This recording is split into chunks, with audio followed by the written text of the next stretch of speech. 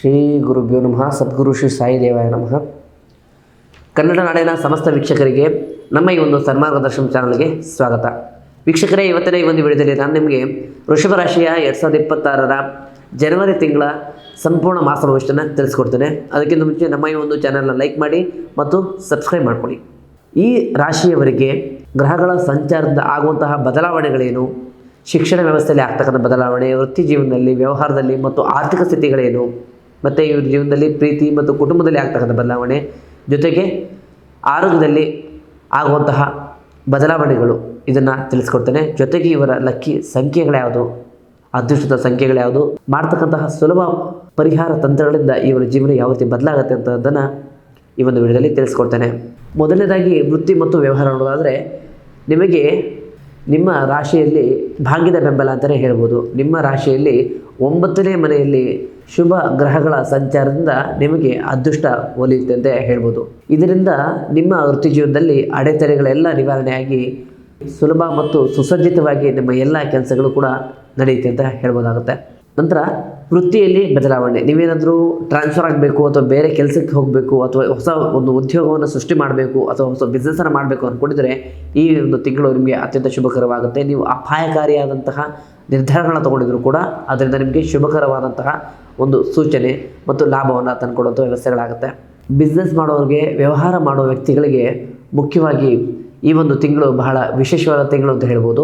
ಯಾಕಪ್ಪ ಅಂತಂದರೆ ಈ ತಿಂಗಳು ಯಾವುದಾದ್ರೂ ಬಿಸ್ನೆಸ್ಸನ್ನು ದೊಡ್ಡದಾಗಿ ಮಾಡಬೇಕು ಅಥವಾ ವಿದೇಶದಲ್ಲಿ ಬಿಸ್ನೆಸ್ಸನ್ನು ಆರಂಭ ಮಾಡಬೇಕು, ಬ್ರ್ಯಾಂಚಸನ್ನು ಮಾಡಬೇಕು ಅಂದ್ಕೊಂಡಿರೋರಿಗೆ ಈ ತಿಂಗಳು ಅತ್ಯಂತ ಶುಭಕರವಾದಂಥ ವ್ಯವಸ್ಥೆಗಳು. ಯಾಕಂದರೆ ಆ ಒಂದು ವ್ಯವಸ್ಥೆನ ಈ ತಿಂಗಳು ನೀವು ಮಾಡ್ಬೋದು ಅಂತ ಹೇಳಿಕ್ಕೆ ಬಯಸ್ತೇನೆ. ನಿಮ್ಮ ವೃತ್ತಿಪರ ಜವಾಬ್ದಾರಿಗಳು ಅತ್ಯಂತ ದಕ್ಷತೆಯಿಂದ ನೀವು ಮಾಡೋದ್ರಿಂದ ನಿಮ್ಮ ಪ್ರಯತ್ನಗಳು ಉತ್ತಮ ಫಲ ನೀಡುತ್ತೆ. ನಂತರ ಆರ್ಥಿಕ ಸ್ಥಿತಿಯಲ್ಲಿ ಈ ತಿಂಗಳು ವೃಷಭ ರಾಶಿಯವರಿಗೆ ಅತ್ಯಂತ ಶುಭಕರವಾದ ಅದೃಷ್ಟ ತಿಂಗಳು ಅಂತ ಹೇಳ್ಬೋದು. ಯಾಕಂದರೆ ಇವರು ಮಾಡ್ತಕ್ಕಂಥ ಎಲ್ಲ ರೀತಿಯಲ್ಲೂ ಕೂಡ ಹೂಡಿಕೆಗಳಾಗ್ಬೋದು, ಲಾಭದಾಯಕ ವ್ಯವಸ್ಥೆಗಳನ್ನ ಕಾಣ್ತಾರೆ ಅಂತ ಹೇಳ್ಬೋದು. ಆದಾಯದ ಮೂಲಗಳು ಹೆಚ್ಚೆಚ್ಚಾಗಿ ಇವರಿಗೆ ಹುಟ್ಟುತ್ತೆ ಅಂತ ಹೇಳ್ಬೋದಾಗುತ್ತೆ. ಜೊತೆಗೆ ಪಿತ್ತಾರ್ಜಿತ ಆಸ್ತಿಯಲ್ಲಿ ಯಾವುದಾದ್ರು ತಂಟೆ ತಕರಾರುಗಳಿದ್ದರೆ ಈ ತಿಂಗಳು ನಿವಾರಣೆ ಆಗುತ್ತೆ, ಅದು ನಿಮ್ಮ ಕಡೆಗೆ ಆಗುತ್ತೆ. ಜೊತೆಗೆ ಈ ಹಿಂದೆ ಮಾಡ್ತಕ್ಕಂಥ ಯಾವುದಾದ್ರು ಹೂಡಿಕೆಗಳಲ್ಲಿ ಲಾಸನ್ನು ಕಂಡಿದ್ರೆ ಅದೇ ಹೂಡಿಕೆಯಲ್ಲಿ ಈ ಒಂದು ತಿಂಗಳು ನೀವು ಲಾಭವನ್ನು ಕಾಣ್ತೀರಾ ಅಂತ ಹೇಳಿಕ್ಕೆ ಬಯಸ್ತೇನೆ. ಹಣವನ್ನು ಉಳಿತಾಯ ಮಾಡಲು ಜೊತೆಗೆ ಆರ್ಥಿಕ ಬಲವನ್ನು ಸದೃಢಗೊಳಿಸಲು ಇದೊಂದು ಸುಲಭ ಮತ್ತು ಸೂಕ್ತ ಸಮಯ ಅಂತಲೂ ಹೇಳ್ಬೋದಾಗುತ್ತೆ. ನಂತರ ಖರ್ಚಿನ ಬಗ್ಗೆ ಹೇಳೋದಾದರೆ, ಕುಟುಂಬದ ವಿಚಾರದಲ್ಲಿ ಸಣ್ಣ ಪುಟ್ಟ ಚಟುವಟಿಕೆಗಳಿಂದ ಖರ್ಚು ಹೆಚ್ಚಾಗಿ ಆಗುತ್ತೆ. ಆದರೂ ಕೂಡ ಆ ಖರ್ಚು ನಿಮಗೆ ದೊಡ್ಡ ಮಟ್ಟದಲ್ಲಿ ಸಮಸ್ಯೆ ಮಾಡೋದಿಲ್ಲ. ಅದರಿಂದ ಸುಖ ಶಾಂತಿ ನೆಮ್ಮದಿಯೇ ನಿಮಗೆ ನಿಮ್ಮ ಕುಟುಂಬದಲ್ಲಿ ಹೆಚ್ಚಾಗಿ ನೆಲೆಸುತ್ತೆ. ಮತ್ತು ಆರ್ಥಿಕ ಸ್ಥಿತಿಯಲ್ಲಿ ನೋಡಬೇಕು ಅಂತಂದರೆ ಸಾಲಗಳ ವಿಚಾರ ನೋಡಬೇಕಾಗುತ್ತೆ. ಸಾಲಗಳ ವಿಚಾರದಲ್ಲಿ ನೀವು ಯಾರನ್ನೇ ಹಣ ಕೇಳಿದ್ರು ಕೂಡ ಯಾವುದೇ ಇನ್ವೆಸ್ಟ್ಮೆಂಟ್ಗಳು ಬೇಕು ಅಂದರೂ ಕೂಡ ಸಿಗುತ್ತೆ. ಆದರೆ ನಿಮ್ಮ ಹಳೆಯ ಸಾಲವನ್ನು ಈ ತಿಂಗಳು ತೀರಿಸ್ಕೊಳ್ಳಿಕ್ಕೆ ಒಂದು ಒಳ್ಳೆಯ ಸಮಯ ಅಂತ ಹೇಳ್ಬೋದು. ಅದರ ಕಡೆ ಹೆಚ್ಚಾಗಿ ಗಮನ ಕೊಟ್ಟರೆ ಬಹಳ ಶುಭವಾಗುತ್ತೆ. ನಂತರ ಪ್ರೀತಿ ಮತ್ತು ಕುಟುಂಬವನ್ನು ನೋಡೋದಾದರೆ, ಮೊದಲನೇದಾಗಿ ಪ್ರೀತಿಯನ್ನು ನೋಡೋಣ. ಪ್ರೀತಿ ಮಾಡೋರಿಗೆ ನಿಮ್ಮ ಪ್ರೇಮ ಸಂಬಂಧ ಗಟ್ಟಿಯಾಗುತ್ತೆ. ಜೊತೆಗೆ ಭಾವನಾತ್ಮಕ ಪರಸ್ಪರ ಹೊಂದಾಣಿಕೆ ಹೆಚ್ಚಾಗುತ್ತೆ. ಜೊತೆಗೆ ನಿಮ್ಮ ಸಂಗಾತಿಯ ನಿರ್ಧಾರ ಮತ್ತು ನಿಮ್ಮ ನಿರ್ಧಾರ ಒಂದೇ ಆಗುತ್ತೆ.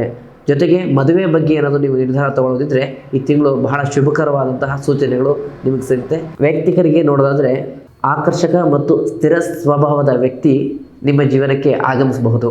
ಹಾಗಾಗಿ ನೀವು ಸಾಮಾಜಿಕ ಮತ್ತು ವೃತ್ತಿಪರ ಸಮಾರಂಭಕ್ಕೆ ನೀವು ಭಾಗವಹಿಸಬೇಕಾಗುತ್ತೆ. ಮದುವೆಯಾದಂತಹ ದಂಪತಿಗಳ ಬಗ್ಗೆ ನೋಡೋದಾದರೆ, ಇವರ ಜೀವನದಲ್ಲಿ ಸಾಮರಸ್ಯ, ಶಾಂತಿ ಮತ್ತು ಪ್ರೀತಿ ಹೆಚ್ಚಾಗುತ್ತೆ. ಕೆಲವೊಂದು ಸಣ್ಣ ಪುಟ್ಟ ಭಿನ್ನಾಭಿಪ್ರಾಯಗಳು ಬಂದರೂ ಕೂಡ ಅದು ತುಂಬ ಬೇಗನೆ ಸಾಲ್ವ್ ಕೂಡ ಆಗುತ್ತೆ. ಇನ್ನು ಕುಟುಂಬದ ವಿಚಾರ ನೋಡೋದಾದರೆ, ಕುಟುಂಬದಲ್ಲಿ ಈ ತಿಂಗಳು ನಿಮಗೆ ಧಾರ್ಮಿಕ ಕಾರ್ಯಕ್ರಮಗಳು, ಮನೆಯಲ್ಲಿ ಶುಭ ಕಾರ್ಯಗಳು ಆರಂಭ ಆಗುತ್ತೆ. ಜೊತೆಗೆ ಕುಟುಂಬದ ಸರ್ವ ಸದಸ್ಯರ ಜೊತೆಗೆ ಒಂದು ಟೂರ್ ಅಂತ ಅಥವಾ ಒಂದು ಪಿಕ್ನಿಕ್ ರೀತಿಯಲ್ಲಿ ಅಥವಾ ನಿಮ್ಮ ಕುಟುಂಬದ ಎಲ್ಲ ಸದಸ್ಯರ ಜೊತೆಗೆ ಒಂದು ದೇವಾಲಯಗಳ ದರ್ಶನಕ್ಕೆ ಹೋಗುವಂಥ ಸಾಧ್ಯತೆಗಳು ಹೆಚ್ಚಾಗಿದೆ. ಮನೆಯಲ್ಲಿ ಸುಖ ಶಾಂತಿ ನೆಮ್ಮದಿಗೆ ಯಾವುದೇ ಕೊರತೆ ಅಂತಕ್ಕಂಥದ್ದು ಈ ತಿಂಗಳು ಇರೋದಿಲ್ಲ. ನಂತರ ಆರೋಗ್ಯದ ವಿಚಾರ ಬಂತು ಅಂದರೆ, ಆರೋಗ್ಯದಲ್ಲಿ ಮನೆಯಲ್ಲಿ ಇರ್ತಕ್ಕಂತಹ ಮೂಲ ವ್ಯಕ್ತಿಗಳು ಅಂದರೆ ಮನೆಯಲ್ಲಿ ಇರ್ತಕ್ಕಂಥ ಹಿರಿಯರಿಗೆ ಸಣ್ಣ ಪುಟ್ಟ ಸಮಸ್ಯೆಗಳು ಕಾಣಿಸ್ಲಿಕ್ಕಿದ್ರು ಕೂಡ ದೊಡ್ಡ ಪ್ರಮಾಣದಲ್ಲಿ ಯಾವುದೇ ಸಮಸ್ಯೆಗಳು ಇರೋದಿಲ್ಲ. ಸಣ್ಣ ಪುಟ್ಟ ಸಮಸ್ಯೆಗಳು ಅಲ್ಲಲ್ಲೇ ನಿವಾರಣೆ ಕಾಣುತ್ತೆ.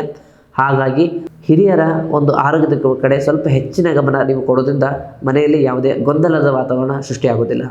ಈ ರಾಶಿಯವರಿಗೆ ಸುಲಭ ಪರಿಹಾರ ತಂತ್ರಗಳೇನಪ್ಪ ಅಂತಂದರೆ, ಪ್ರತಿ ಶುಕ್ರವಾರ ಬಿಳಿ ಬಣ್ಣದ ಒಂದು ವಸ್ತುಗಳನ್ನು ಬಡವರಿಗೆ ಅಥವಾ ನಿರ್ಗತಿಕರಿಗೆ ದಾನ ಮಾಡೋದ್ರಿಂದ ಶುಭ ಫಲಗಳನ್ನು ನೀವು ಅಪೇಕ್ಷೆ ಪಡ್ಬೋದಾಗುತ್ತೆ. ಆ ಬಿಳಿ ಒಂದು ವಸ್ತುಗಳು ಯಾವುದಪ್ಪ ಅಂತಂದರೆ ಅಕ್ಕಿ ಆಗ್ಬೋದು, ಹಾಲಾಗ್ಬೋದು, ತರಕಾರಿಗಳಾಗ್ಬೋದು, ಸಕ್ಕರೆ ಆಗ್ಬೋದು. ಇದನ್ನು ದಾನ ಮಾಡೋದ್ರಿಂದ ನಿಮ್ಮ ಸಕಲ ಸನ್ಮಂಗಳ ವ್ಯವಸ್ಥೆಗಳು ಕೂಡ ಶುದ್ಧವಾಗುತ್ತೆ ಅಂತ ಹೇಳ್ಬೋದಾಗುತ್ತೆ. ಇದರ ಜೊತೆಗೆ ನೀವು ಹಣಕಾಸಿನ ವಿಚಾರದಲ್ಲಿ ಸಮಸ್ಯೆ ಅನುಭವಿಸಿದರೆ, ಹಣಕಾಸಿನ ವಿಚಾರದಲ್ಲಿ ಸಮಸ್ಯೆಯನ್ನು ನಿವಾರಣೆ ಕಾಣಬೇಕು ಅಂದ್ಕೊಂಡಿದ್ರೆ, ನಾನು ಹೇಳುವಂಥ ಒಂದು ಗುರುವಿನ ಮಂತ್ರವನ್ನು ನೀವು ಪ್ರತಿನಿತ್ಯ ಹೇಳೋದ್ರಿಂದ ಹಣಕಾಸು ಸಮಸ್ಯೆ ನಿವಾರಣೆ ಆಗುತ್ತೆ. ಆ ಮಂತ್ರ ಏನಪ್ಪ ಅಂತಂದರೆ, ಓಂ ಬೃಹಸ್ಪತಿಯೇ ನಮಃ. ಈ ಒಂದು ಮಂತ್ರವನ್ನು ಯಾವುದೇ ಕೆಲಸ ನೀವು ಮಾಡಬೇಕಿಂತ ಮುಂಚೆ 108 ಬಾರಿ ಉಚ್ಚಾರಣೆ ಮಾಡಿಕೊಂಡು ಕೆಲಸ ಮಾಡೋದ್ರಿಂದ ನಿಮ್ಮ ಎಲ್ಲ ಸಮಸ್ಯೆಗಳು ಕೂಡ ನಿವಾರಣೆ ಆಗುತ್ತೆ ಅಂತ ಹೇಳ್ಬೋದಾಗುತ್ತೆ. ಇವರ ಅದೃಷ್ಟ ಸಂಖ್ಯೆ ಯಾವುದಪ್ಪ ಅಂತಂದರೆ ನಂಬರ್ 3 ಆಗಿರುತ್ತೆ. ಈ ನಂಬರ್ 3ಅನ್ನು ಇವರು ಎಲ್ಲ ಕಡೆ ಯಥೇಚ್ಛವಾಗಿ ಬಳಸ್ತಾ ಇರ್ತಾರೆ. ಅದು ಕೆಲವೊಂದು ವ್ಯಕ್ತಿಗಳಿಗೆ ಆ ಸಂಖ್ಯೆ ಬಗ್ಗೆ ಅರಿವಿರಲ್ಲ. ಆ ಒಂದು ಸಂಖ್ಯೆ ಇವರಿಗೆ ಅದೃಷ್ಟವನ್ನು ತಂದು ಕೊಡ್ತೇವೆ ಇವ್ರ ಜೀವನದಲ್ಲಿ ಅಂತ ಹೇಳಿಕ್ಕೆ ಬಯಸ್ತೇನೆ. ಒಟ್ಟಾರೆಯಾಗಿ ಇದಾಗಿತ್ತು ವೃಷಭ ರಾಶಿಯ ಜನವರಿ ತಿಂಗಳ ಸಂಪೂರ್ಣ ಮಾಸ ಭವಿಷ್ಯ. ಮುಂದಿನ ವಿಡಿಯೋದಲ್ಲಿ ಸಿಗೋಣ. ಧನ್ಯವಾದಗಳು.